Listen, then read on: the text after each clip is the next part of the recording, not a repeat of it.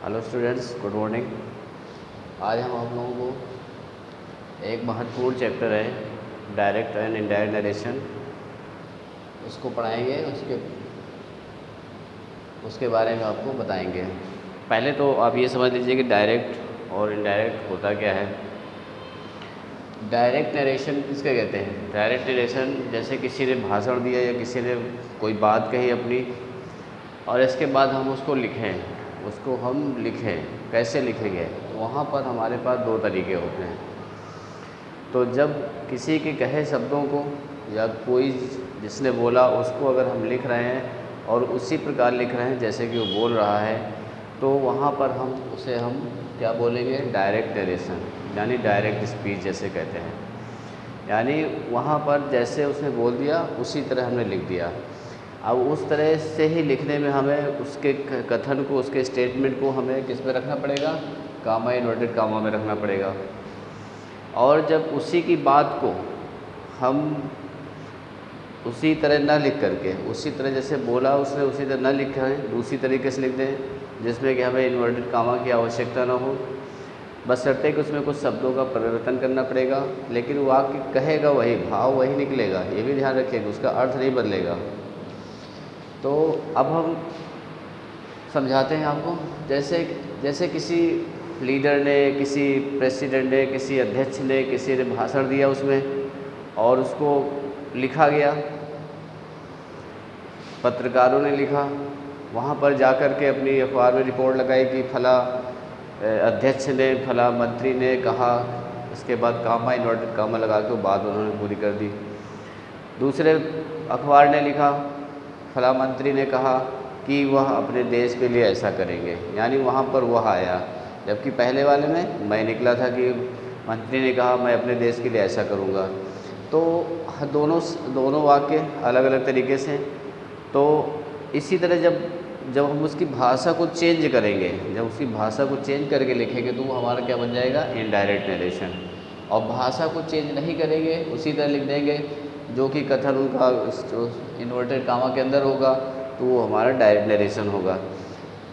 अब यहाँ पर मैंने उदाहरण दिया हुआ है, एक वाक्य लिखा है, he said comma, inverted comma, I have done my work, I have done my work. इसके बाद उसी को हमने इनडायरेक्ट बनाया हुआ है, उसमें लिखा है, he said that he had done his work. अब पहले वाक्य में उसने कहा मैंने अपना काम कर लिया है, मैंने अपना काम कर लिया है। दूसरे वाक्य जब हिंदी में निकालेंगे, उसने कहा कि उसने अपना काम कर लिया। यहाँ पर क्या है? वहाँ पर मैंने अपना काम कर लिया है, यहाँ पर क्या बन गया? उसने अपना काम कर लिया है। यहाँ पर आपके मार्क्स ख़त्म हो गए, फुल स्टॉप लग गया। तो ये हमारा डायरेक्ट और इनडायरेक्ट के मतलब वक्ता के कहे शब्दों को उसी प्रकार लिखना जैसे कि वो बोल रहा है, डायरेक्ट स्पीच कहलाता है। और उसी प्रकार ना लिखकर उसका भाव व्यक्त किया जाए तो वो हमारा इनडायरेक्ट स्पीच होता है। अब आते हैं डायरेक्ट स्पीच में। डायरेक्ट स्पीच के दो भाग होते हैं। एक भाग होता है रिपोर्टिंग वर्ब और दूसरा भाग होता है रिपोर्टेड स्पीच। अब रिपोर्टिंग वर्ब क्या होता है? रिपोर्टिंग वर्ब वो भाग है जहाँ पर कहने वाला किससे कह रहा है ये चीज़ पता चलती है। यानी उसमें सब्जेक्ट होता है, वर्ब होती है और ऑब्जेक्ट होता है। यानी किसने किससे कहा, कौन वक्ता है और कौन श्रोता है, वो हमारा पता चलता है रिपोर्टिंग वर्ब वाले भाग से, जो कि हमारा कहाँ होता है? इन्वर्टेड कामा के बाहर, यानी कामा, इन्वर्टेड कामा के पहले का जो हिस्सा होता है। लेकिन कभी कभी कुछ वाक्य ऐसे होते हैं जहाँ पर स्पीच पहले होती, बाद में सब्जेक्ट होता है, तो वहाँ पर हमको ये देखना पड़ेगा कि इन्वर्टेड कामा के बाद वाला हिस्सा। तो इन्वर्टेड कामा के बाद वाला वो हिस्सा जिससे ये पता चलता है कौन वक्ता है और कौन श्रोता है, उसे हम रिपोर्टिंग वर्ब कहते हैं। रिपोर्टेड स्पीच क्या है? वक्ता ने श्रोता से क्या कहा, यानी सब्जेक्ट ने ऑब्जेक्ट से क्या कहा। और ये हमारा जो रिपोर्टेड स्पीच होता है, ये क्या होता है? एक कथन होता है, यानी स्टेटमेंट होता है। क्या होता है? स्टेटमेंट यानी कथन होता है, जिसको हम इन्वर्टेड कामा के अंदर रखते हैं। यानी जो कथन होता है वो हमेशा इन्वर्टेड कामा के अंदर रखा जाता है। तो इतना तो सबको समझ में आ गया होगा। अब आते हैं नंबर 1 असर्टिव सेंटेंस। अब इसको डायरेक्शन को हम पढ़ाते हैं किस तरह से, वाक्य के हिसाब से। Assertive sentence, interrogative sentence, imperative sentence, objective sentence, exclamatory sentence, इस तरह से इसको अलग अलग टॉपिक से पढ़ाया जाता है। तो पहला टॉपिक है हमारा असर्टिव सेंटेंस। अब हम असर्टिव सेंटेंस को लेते हैं। असर्टिव सेंटेंस क्या होते हैं? असर्टिव सेंटेंस जिसको हिंदी में कहते हैं स्वीकारात्मक वाक्य। क्या कहते हैं? स्वीकारात्मक वाक्य। ये वाक्य अफर्मेटिव हो सकते हैं, निगेटिव हो सकते हैं, यानी positivity plus negativity is equal to assertive sentence. तो जहाँ पर ऐसा नहीं कि अगर निगेटिव सेंटेंस तो उसको कहते असर्टिव नहीं, असर्टिव में निगेटिव होता है, अफर्मेटिव होता है। अब अगर हमारा अब हमको ये पता चल गया कि अगर असर्टिव सेंटेंस है हमारा कथन, यानी कि रिपोर्टेड स्पीच अगर हमारा असर्टिव सेंटेंस है, तो हम नरेशन बनाते समय क्या क्या परिवर्तन करेंगे वो क्रम से हम बताते हैं आपको। सबसे पहला काम हमारा ये है कि इनडायरेक्ट बनाते समय जो मार्क्स लगे होते हैं, यानी कि आपके comma, inverted comma, full stop, question mark, exclamation mark और जो भी मार्क्स होते हैं वो सारे हट जाते हैं। नंबर पहला काम कि जो मार्क्स होंगे इन्वर्टेड कामा वगैरह ये हट जाएगा। मान लीजिए इंट्रोगेटिव सेंटेंस है तो भी हट जाएगा, उसको हम क्योंकि जब इनडायरेक्ट बनाते हैं तो वो साधारण बन जाता है। दूसरा काम ये है कि अगर हमारा रिपोर्टेड स्पीच असर्टिव सेंटेंस है यानी स्वीकारात्मक वाक्य है, तो कंजक्शन के रूप में किसका प्रयोग करेंगे? दैट का प्रयोग करेंगे। मोटे तौर पे ये समझ लीजिए कि जहाँ पर कामा, इन्वर्टेड कामा है वहाँ पर हटा करके दैट का प्रयोग करेंगे। तो दूसरा हमारा नियम क्या आ गया? कंजक्शन दैट का प्रयोग किया जाएगा। तीसरा नियम ये है यहाँ पर पहले देख लीजिए, अगर यानी रिपोर्टिंग वर्ब में अगर उसका ऑब्जेक्ट है, रिपोर्टिंग वर्ब में अगर उसका ऑब्जेक्ट है यानी से टू का प्रयोग है या सेज टू का प्रयोग है या सेट टू का प्रयोग है, तो यहाँ पर से टू को हम किस में बदल देंगे? टेल में, सेज टू को टेल्स में और सेट टू को टोल्ड में बदल देंगे। अगर हमारा रिपोर्टिंग वर्ब के बाद अगर हमारे पास ऑब्जेक्ट है तो से टू, सेज टू और सेट टू को टेल, टेल्स और टोल्ड में बदल देंगे। इसके बाद अगला नियम है, अगर हमारी रिपोर्टिंग वर्ब सब लोग जान गए होंगे, जो इन्वर्टेड कामा के पहले वाला हिस्सा है, अगर रिपोर्टिंग वर्ब हमारी प्रेजेंट या फ्यूचर टेंस की है, रिपोर्टिंग वर्ब प्रेजेंट या फ्यूचर टेंस की है, तो हमारी रिपोर्टेड स्पीच की क्रिया के टेंस में कोई परिवर्तन नहीं होगा। कहने का मतलब ये कि अगर हमारी क्रिया से है, सेज है, इज सेइंग है, एम सेइंग है, आर सेइंग है, या हैज सेड है, या हैव सेड है, या विल से है, या सेल से है, अगर ये हमारी क्रियाएं हैं तो उधर रिपोर्टेड स्पीच की क्रिया के टेंस में हम कोई परिवर्तन नहीं करेंगे, वो हमारी क्रिया उसी तरह बनी रहेगी। कहने का मतलब ये कि प्रेजेंट टेंस या फ्यूचर टेंस की रिपोर्टिंग वर्ब अगर है तो रिपोर्टेड स्पीच की क्रिया के टेंस में हमें परिवर्तन नहीं करना। देखिए जरा एक आधे वाक्य उदाहरण से।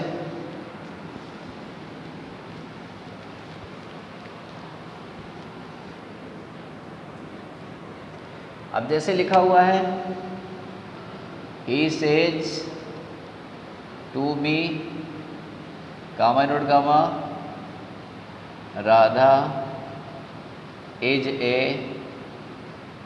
Good singer, Radha is a good singer. जैसे ये वाक्य लिखा हुआ है इसको हमको नरेट करना है, तो ही हमने बताया सेज टू है तो उसको क्या कर देंगे? टेल्स, ही टेल्स मी, फिर दैट लगा दिया, कंजक्शन आ गया हमारा यहाँ पर, और इसके बाद हमारी राधा है तो राधा को हम बदलेंगे नहीं। इसके बाद यहाँ पर ये अब परिवर्तन नहीं किया जाए क्योंकि हमारे प्रेजेंट टेंस है, तो Radha is a good singer, और यहाँ पर हम क्या लगा देंगे? अब फुल स्टॉप। यहाँ पर अब कोई मार्क्स नहीं लगेगा, सीधा फुल स्टॉप लगा दीजिए।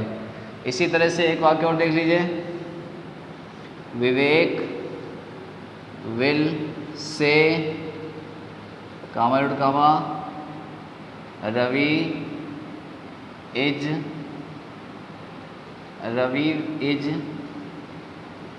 ए Ravi is an honest boy, Ravi is an honest boy. जैसे ये वाक्य हो गया तो विवेक विल से, फिर हमने दैट लगा दिया, फिर Ravi is an honest boy. ये हमारा हो गया। यानी कहने का मतलब ये कि हमारा अगर चाहे वो अगर प्रेजेंट की क्रिया है या फ्यूचर की क्रिया है तो इधर हमने कोई परिवर्तन नहीं किया हुआ है, वही टेंस में वाक्य बना दिया जिस टेंस में वाक्य था। इसकी क्रिया या सहायक क्रिया में हमने कोई परिवर्तन नहीं किया। लेकिन जैसे ही हमारा रिपोर्टिंग वर्ब, अगर हमारी रिपोर्टिंग वर्ब पास्ट टेंस में हो जाए, अगर रिपोर्टिंग वर्ब पास्ट टेंस में है, अगर मान लीजिए या सेड लगा हुआ है या सेड टू लिखा हुआ है, पहचान के रूप में इस तरह समझ लीजिए। अगर पास्ट टेंस में है या सेड टू लगा हुआ है तो वहाँ पर हम रिपोर्टेड स्पीच की क्रिया में परिवर्तन करेंगे, परिवर्तन किया जाएगा। कैसे परिवर्तन किया जाएगा वो हम आपको बता रहे हैं। एक तरफ लिख दीजिए डायरेक्ट और एक तरफ लिख दीजिए इनडायरेक्ट। अगर रिपोर्टेड स्पीच की क्रिया हमारी, रिपोर्टिंग वर्ब हमारी पास्ट टेंस में है, सेड या सेड टू लगा हुआ है, तो परिवर्तन कैसे करेंगे। अब देखिए, अगर हमारी क्रिया फर्स्ट फॉर्म में है, फर्स्ट फॉर्म में लगा है या यस या यस समझ लीजिए, बहुत मोटे तौर से समझाया जा रहा है। यस या यस लगा है तो जो भी क्रिया है उसका आप क्या कर देंगे, सेकेंड फॉर्म कर देंगे। अगर टेंस से समझना है तो प्रेजेंट इंडेफिनिट टेंस के वाक्य को पास्ट इंडेफिनिट में बदल दिया जाएगा। इसके बाद मान लीजिए वर्ब का सेकेंड फॉर्म ही लगा हो, वर्ब का सेकेंड फॉर्म, तो इसको हम बदल देंगे हैड प्लस वर्ब का थर्ड फॉर्म। किस में बदल देंगे, हैड प्लस वर्ब का थर्ड फॉर्म। ये हो गया हमारा, यानी पास्ट इंडेफिनिट के वाक्य को हम पास्ट परफेक्ट बना देंगे। इसके बाद हम, अगर हमारी रिपोर्टेड स्पीच की क्रिया में यही जमार का प्रयोग है तो वहाँ पर हम इनको हटा करके वाज वर्ब में बदल देंगे। और अगर वाज वर्ब ही आ गया तो इसको हैड बीन में बदल देंगे, यानी पास्ट परफेक्ट कंटीन्यूअस टेंस चला जाएगा। Present continuous tense past continuous tense में, past continuous tense past perfect continuous tense में चला जाएगा। इसके बाद जैसे मान लीजिए अगर डू या डज लगा हुआ है, वैसे तो हम इंडेफिनिट बता चुके हैं लेकिन फिर से हम समझाते हैं। अगर डू डज सिंगल प्रयोग हुआ है तो वहाँ पर उसको हटा करके वर्ब का सेकेंड फॉर्म लगा दीजिए, वर्ब का सेकेंड फॉर्म। लेकिन अगर डू के साथ नॉट भी लगा हुआ है साथ में या डज के साथ नॉट लगा हुआ है तो यहाँ पर हम क्या कर देंगे, डिड नॉट कर देंगे। अगर मान लीजिए डिड का ही प्रयोग हो जाए तो वहाँ पर हैड लगा दीजिए और वर्ब का थर्ड फॉर्म कर दीजिए, वर्ब का थर्ड फॉर्म कर दीजिए। इसी तरह से हैज या हैव लगा हुआ है तो इसको हैड में बदल दीजिए। इसी प्रकार कैन है तो कैन को पुट कर दीजिए पास्ट टेंस में लगा हुआ है तो माइट में बदल दीजिए। इस तरह से हमको परिवर्तन करना है इन शब्दों का।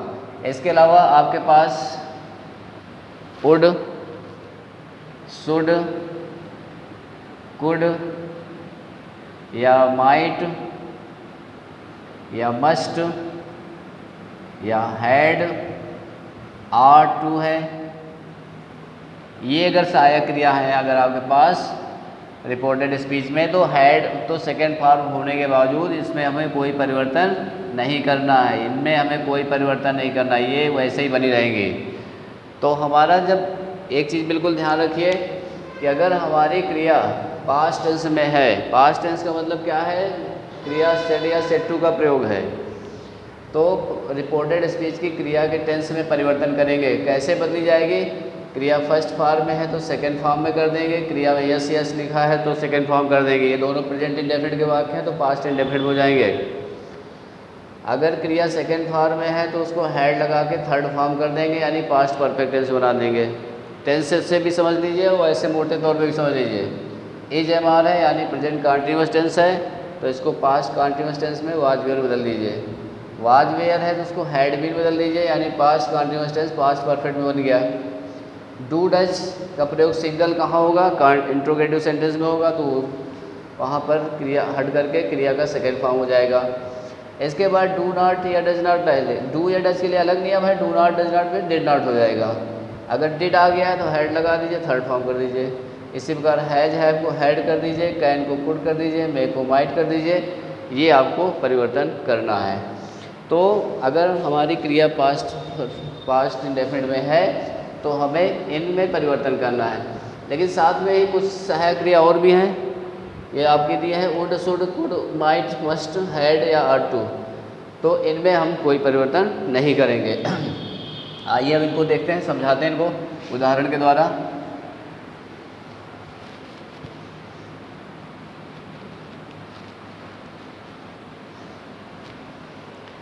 अब जैसे लिखा हुआ है he said, comma road comma, the horse died in the night, died in the night. अब जैसे ये वाक्य लिखा हुआ है, अब इसको भी डाइड बनाना है, तो ही सेड फिर दैट लगा दिया, फिर हमारा सब्जेक्ट आ गया द हार्स। इसके बाद डाइड है तो सेकेंड फॉर्म हो गया, तो इसको हम थर्ड फॉर्म करेंगे हैड लगा करके। सेकेंड फॉर्म क्रिया को क्या बदलेंगे हैड प्लस थर्ड फॉर्म, यानी कि died, died in the night, in the night.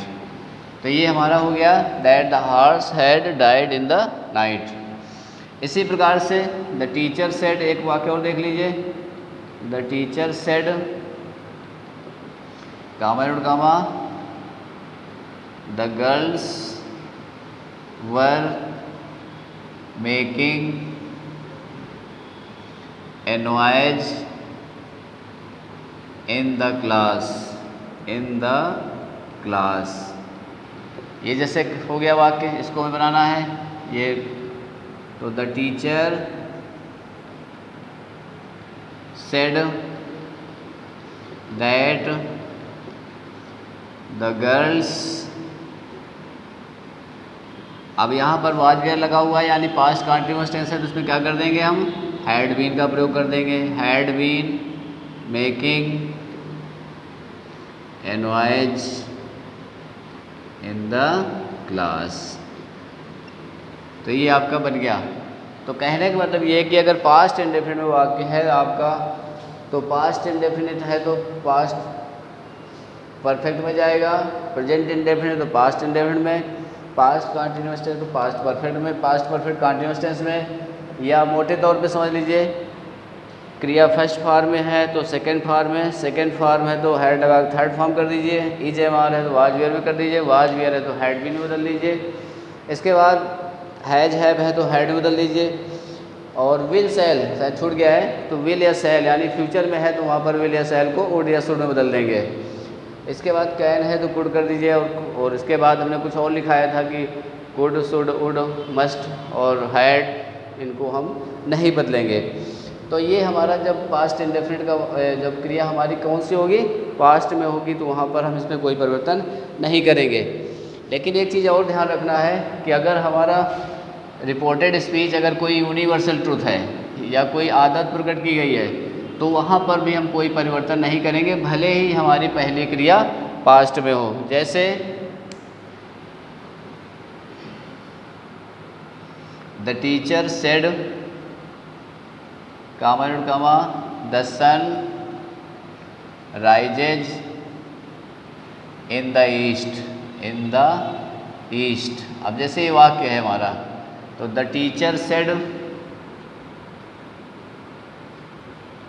Said फिर दैट लगा दिया, फिर द सन, फिर राइजेज इन द ईस्ट और फुल स्टॉप। सूरज पूरब में निकलता है, कैसा वाक्य है, यूनिवर्सल ट्रूथ है, सार्वभौमिक सत्य है, तो यहाँ पर हमें इसमें कोई परिवर्तन नहीं किया है। इसी प्रकार से माई फादर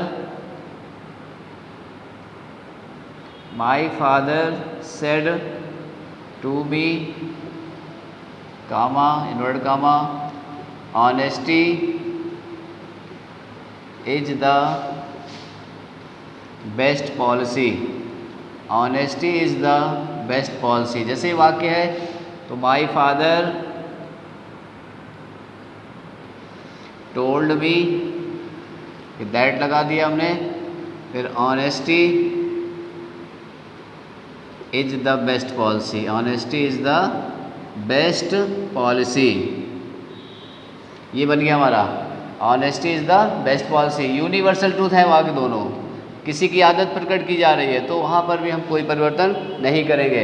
यानी अगर हमारा वाक्य रिपोर्टेड स्पीच अगर हमारा कोई यूनिवर्सल ट्रूथ है तो वहाँ पर हम भले ही वाक्य हमारी जो रिपोर्टिंग वर्ब है पास्ट में है लेकिन हम उसमें परिवर्तन नहीं करेंगे।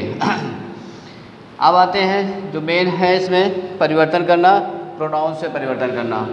आपको पता होगा प्रोनाउंस हमारे 3 पर्सन होते हैं। प्रोनाउंस के 3 पर्सन होते हैं, फर्स्ट पर्सन, सेकंड पर्सन और थर्ड पर्सन। फर्स्ट पर्सन में आई और वी आता है। यहाँ पर इनका सब्जेक्ट रूप होता है, ये सब्जेक्ट फॉर्म होता है, ऑब्जेक्ट आपका होता है और यहाँ पर आपका पोसेसिव फॉर्म, पोसेसिव एडजेक्टिव या प्रोनाउन। इस तरह से तो आई और वी के साथ, आई के साथ ऑब्जेक्ट क्या आएगा मी, और यहाँ पर वी के साथ अस। यहाँ पर जो पोसेसिव एडजेक्टिव है माई होता है और पोसेसिव प्रोनाउन क्या होता है, माइन होता है। यहाँ पर अवर होगा और यहाँ पर अवर्स होगा, ये आप अच्छी तरह समझ लीजिए बिल्कुल। सेकेंड पर्सन में आपका यू होगा, यू का ऑब्जेक्ट यू होता है, यहाँ पर एडजेक्टिव योर होगा और पोसेसिव प्रोनाउन क्या होगा, योर्स। ये सेकेंड पर्सन हो गया आपका।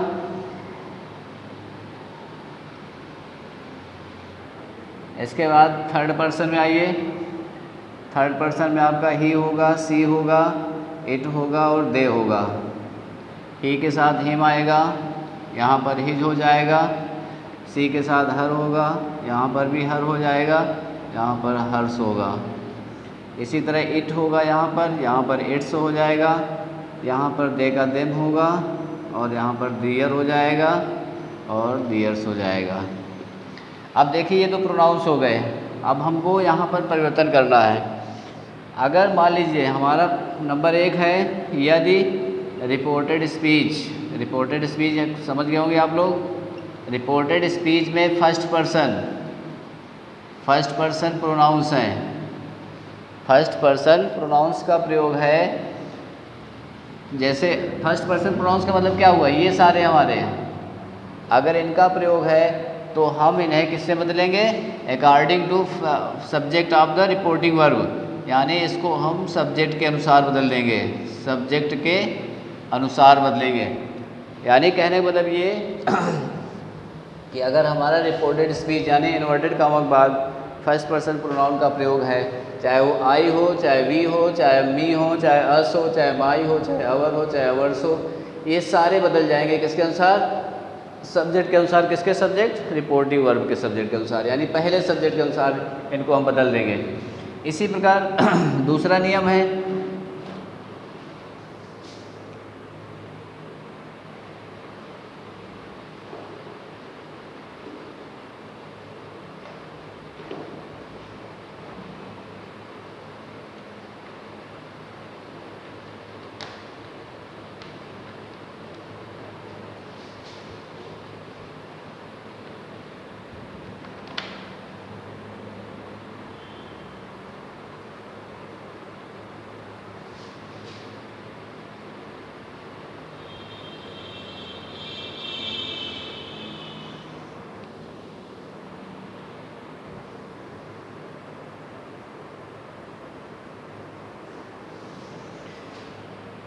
आज देखिए कुछ व्यवधान आ गया था। हाँ, तो हम बता रहे थे कि अगर फर्स्ट पर्सन अगर प्रोनाउंस का प्रयोग है तो उसे हम according to subject of reporting verb, यानी रिपोर्टिंग वर्ब के सब्जेक्ट के अनुसार बदल देंगे। इसी प्रकार मान लीजिए सेकेंड पर्सन आ जाए। सेकेंड पर्सन सेकेंड पर्सन का क्या मतलब होता है, जैसे यू वगैरह, तो उसे हम किसके अनुसार बदल देंगे, ऑब्जेक्ट ऑफ रिपोर्टिंग स्पीच यानी रिपोर्टिंग वर्ब के ऑब्जेक्ट के अनुसार। यानी पहला पर्सन, अगर मान लीजिए रिपोर्टेड स्पीच में हमारा फर्स्ट पर्सन है तो उसे हम सब्जेक्ट के अनुसार बदलेंगे, रिपोर्टिंग वर्ब के सब्जेक्ट के अनुसार। और अगर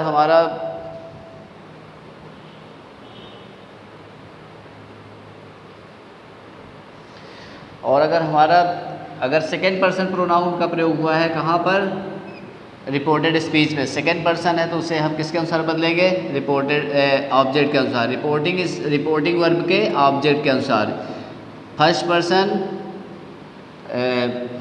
पर्सन किसके अनुसार, सब्जेक्ट के अनुसार, सेकेंड पर्सन किसके अनुसार, ऑब्जेक्ट के अनुसार। आइए देखिए उदाहरण के तौर पे, जैसे ही said to me comma note कामा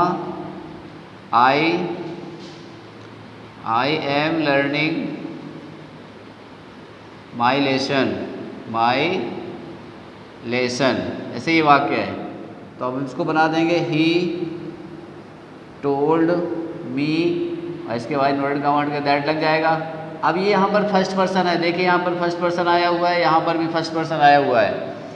अब यहाँ पर फर्स्ट पर्सन को किसके अनुसार बदलना है, रिपोर्टिंग वर्ब के सब्जेक्ट के अनुसार। रिपोर्टिंग वर्ब का सब्जेक्ट क्या है हमारा, ही, तो ही के अनुसार क्या हो जाएगा यहाँ पर, ही, यानी आई के स्थान पर ही का प्रयोग कर देंगे। इसके बाद हेल्पिंग वर्ब हमारी एम को वॉच कर देंगे, इसके बाद लर्निंग हो जाएगा। अब यहाँ पर आई के अनुसार माई लगा हुआ है तो ही के अनुसार क्या लग जाएगा, हिज लग जाएगा। ये बन गया हमारा, यानी फर्स्ट पर्सन प्रोनाउन जो है हमने बदला रिपोर्टिंग वर्ब के सब्जेक्ट के अनुसार। अब देखिए इसी प्रकार अब मान लीजिए सेकेंड पर्सन आ गया, जैसे Ram said to me comma note comma you are a good student, you are a good student. अब जैसे ये वाक्य है हमारा, अब यहाँ पर हमें राम सेड टू क्या करेंगे, टोल्ड कर देंगे, फिर मी लगा दिया हमने, सेड टू को हमने बताया था टोल्ड किया जाएगा, तो राम टोल्ड मी, इसका इन्वर्टेड कॉमा हटा के दैट लगा देंगे। यू हमारा आ गया, हमने बताया कि सेकेंड पर्सन को ऑब्जेक्ट के अनुसार बदलेंगे, रिपोर्टिंग वर्ब के ऑब्जेक्ट के अनुसार। तो हमारा ऑब्जेक्ट क्या है, मी, और मी का ऑब्जेक्ट के सब्जेक्ट क्या होता है, क्योंकि यहाँ पर यू किस रूप में आया है, सब्जेक्ट रूप में, तो यहाँ पर मी के लिए करता क्या जाएगा, आई, फिर वाज ए गुड, फिर स्टूडेंट। अब देखिए यहाँ पर वाई में थोड़ा सा ये ध्यान रखें कि अगर सब्जेक्ट है तो सब्जेक्ट के स्थान पर होगा, अगर इसका प्रयोग क्रिया के बाद हुआ है, वर्ब के बाद हुआ है, तो उसका प्रयोग ऑब्जेक्ट हो जाएगा, और ऑब्जेक्ट को फिर हम इसी ऑब्जेक्ट का प्रयोग कर देंगे। अगर ये ऑब्जेक्ट रूप में है तो उसको वहाँ पर फिर ऑब्जेक्ट का ही रूप आएगा, फिर वहाँ सब्जेक्ट नहीं यूज करेंगे। तो अब हमने ये बताया आपको, सेकेंड पर्सन है तो उसको हम ऑब्जेक्ट के अनुसार बदल देंगे। कभी कभी स्थिति ऐसी हो जाती है, अब जैसे मान लीजिए लिखा है he said comma note comma you are very lazy. अब यहाँ पर इन्होंने दे दिया कि you are very lazy, he said. अब यहाँ पर इन्होंने ऑब्जेक्ट नहीं दिया, तो हम ऑब्जेक्ट मान लेते हैं, अपने आप को मान लेते हैं, जिसको ही माने उस हिसाब से उसको वहाँ पर यूज कर लें। ही, अब मान लीजिए हमने अपने आप को माना तो ही टोल्ड मी हो गया, इसके बाद दैट लगा दिया, और फिर अब यू को बदल दिया हमने इससे, आई वाज वेरी लेजी। अगर यहाँ पर हिम को मानते तो ही टोल्ड हिम हो जाता है, अगर यू मानते तो ही टोल्ड यू हो जाता है, उसी हिसाब से बदल जाता। तो यहाँ पर हमें अगर मान लीजिए नहीं दिया हुआ है तो वहाँ पर या तो डायरेक्ट बदल लीजिए, ही सी और आई बदल दीजिए, यू को ही सी में, ही सी या आई में, यहाँ पर ही सी का प्रयोग है तो आई हो जाएगा, अगर यहाँ पर आई होता तो यहाँ पर ही या सी का प्रयोग कर देते। इस तरह से बदल लीजिए, या तो उसको ऑब्जेक्ट रूप में प्रयोग करके उसको बदल लीजिए। तो फर्स्ट पर्सन और सेकेंड पर्सन, फर्स्ट पर्सन का मतलब ये होता है आपका ये वाला, अगर फर्स्ट पर्सन का प्रयोग है तो उसे हम किसके अनुसार बदलेंगे, सब्जेक्ट के अनुसार। अगर सेकेंड पर्सन है तो उसे किससे बदलेंगे, ऑब्जेक्ट के अनुसार। अब आते हैं थर्ड पर्सन में। थर्ड पर्सन को आने पर हमें कोई परिवर्तन नहीं करना है, तो इसको अगर हम अपने एक रूल के अनुसार समझें तो यहाँ पर लिख देंगे हम सब्जेक्ट ऑब्जेक्ट नो चेंजमेंट, पान 1 2 3 इस नियम को आप प्रयोग कर लेंगे। यानी फर्स्ट पर्सन जो है सब्जेक्ट के अनुसार बदला जाएगा, सेकंड पर्सन ऑब्जेक्ट के अनुसार बदला जाएगा और थर्ड पर्सन में कोई परिवर्तन नहीं करेंगे। तो अब हमने आपको प्रोनाउंस में परिवर्तन करना बता दिया। और एक चीज़ और ध्यान रखिए कि जब भी कोई प्रोनाउंस बदला जाएगा तो जो चीज़ जहाँ से उठेगी, जैसे मान लीजिए हमने मी को बदला तो मी के स्थान पर हम क्या करेंगे, ऑब्जेक्ट का ही प्रयोग करेंगे। अब ऐसा नहीं मी को बदलना है और वहाँ पे हमने आई लगा दिया या ही लगा दिया। अगर मी बदला जाएगा तो वो कर्ता के अनुसार ही ऑब्जेक्ट के अनुसार बदला जाएगा। अगर हम माई को बदलें या वर को बदलें या यू को योर को बदलें तो भी हमारा उसमें पोसेसिव एडजेक्टिव ही आएगा। पोसेसिव एडजेक्टिव यानी माई, अवर, योर, हिज, हर, इट्स और देयर, इनका प्रयोग करेंगे। जब हम सब्जेक्ट का प्रयोग करेंगे, सब्जेक्ट को बदलेंगे तो सब्जेक्ट आएगा वहाँ पर। यानी जो चीज़ जहाँ से उठाएंगे वो वही चीज़ वहाँ पर रखेंगे। ऐसा नहीं है कि ऑब्जेक्ट उठाया तो सब्जेक्ट लगा दिया, सब्जेक्ट उठाया तो वहाँ पर पोसेसिव एडजेक्टिव लगा दिया। तो ये चीज़ें हमें ध्यान रखना है। तो हमारा जो नरेशन का पहला जो टॉपिक है असर्टिव सेंटेंस का, उसके हमने कुछ नियम आपको बता दिए। अभी इसके नियम कुछ और हैं जो हम इसके सेकंड पार्ट में आपको बताएंगे, क्योंकि इससे वीडियो बड़ा हो जाता है।